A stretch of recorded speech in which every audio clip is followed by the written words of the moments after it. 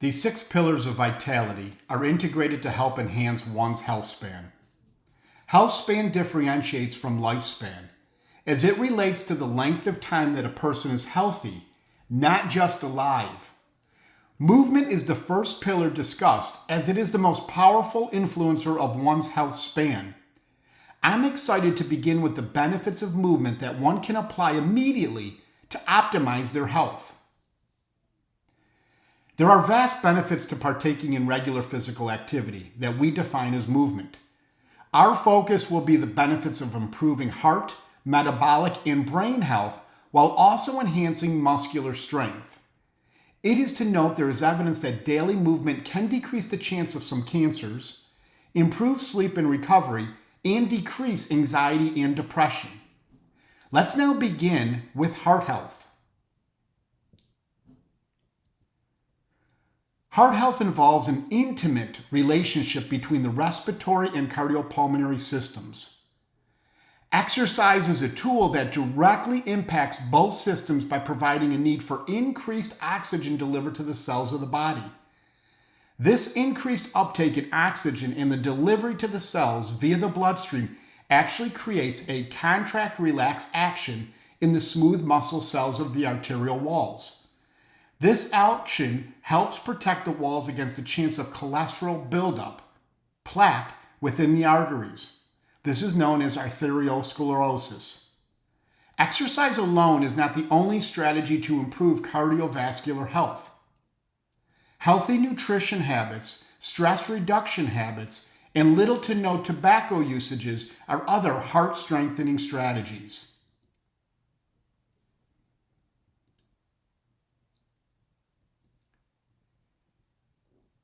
Did you know a 2022 study by the American Heart Association discovered those who regularly exercised lowered their mortality risk by up to 30%?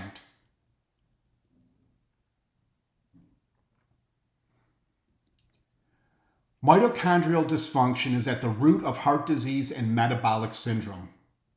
The mitochondria, often referred to as the powerhouse of the cell, generates the energy needed for cells to function. Physical activity, but more specifically zone 2 heart rate training, defined as working at 60 to 70% of your maximum heart rate, can optimize the mitochondria.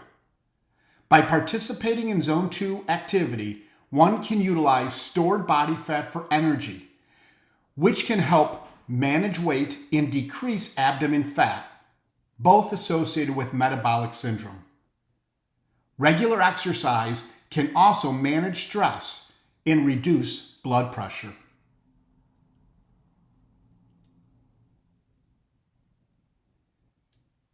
Did you know diabetes is the number 8 cause of death in the United States?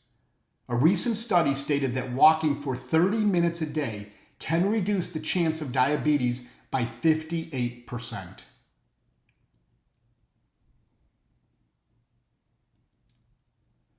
Fragility is a syndrome that is associated with increased falls, lack of energy, increased vulnerability, hospitalizations, and mortality.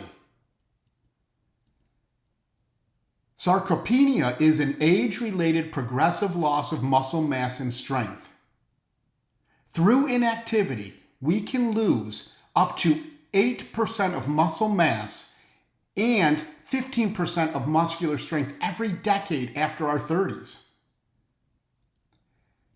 Exercise focused on mobility, stability, grip strength, lifting and carrying can help slow down the loss of muscular strength and provide the confidence to continue to stay active without a fear of falling.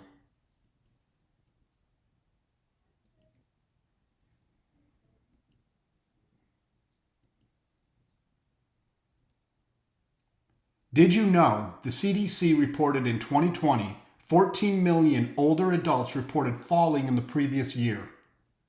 The World Health Organization stated that falls are the second leading cause of unintentional deaths worldwide.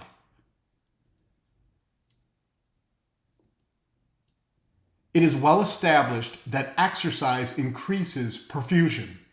The increase in oxygen and glucose transported via the blood through the capillaries to the brain help with the development of synaptic connection and neural networking.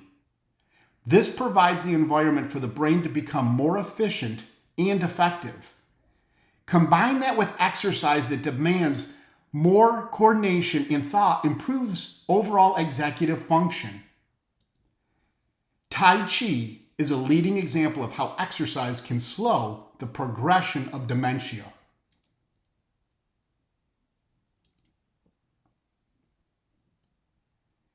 Did you know grip strength and cognitive health are linked? There is a 72% greater chance of dementia if grip strength is in the lower third of assessed strength for age.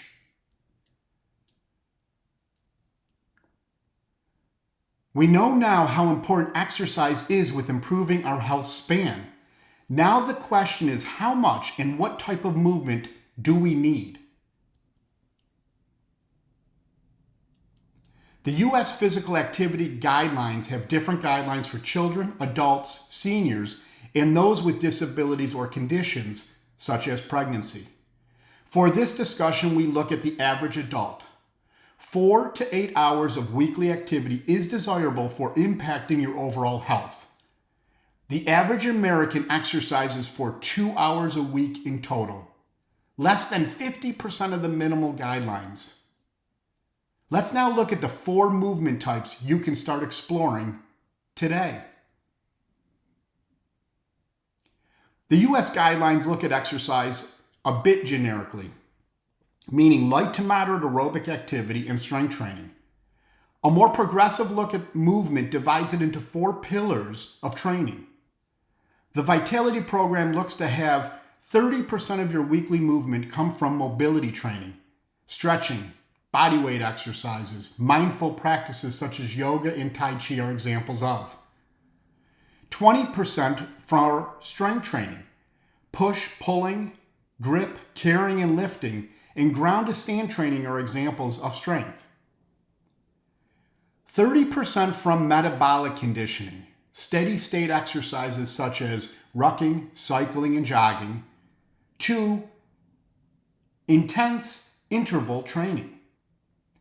Finally, 20% coming from the power pillar consisting of explosive training such as sprinting, jumping, and medicine ball training. Movement is a powerful strategy to implement to enhance your quality of life. The goal is to move more, but move well so you stay in the game.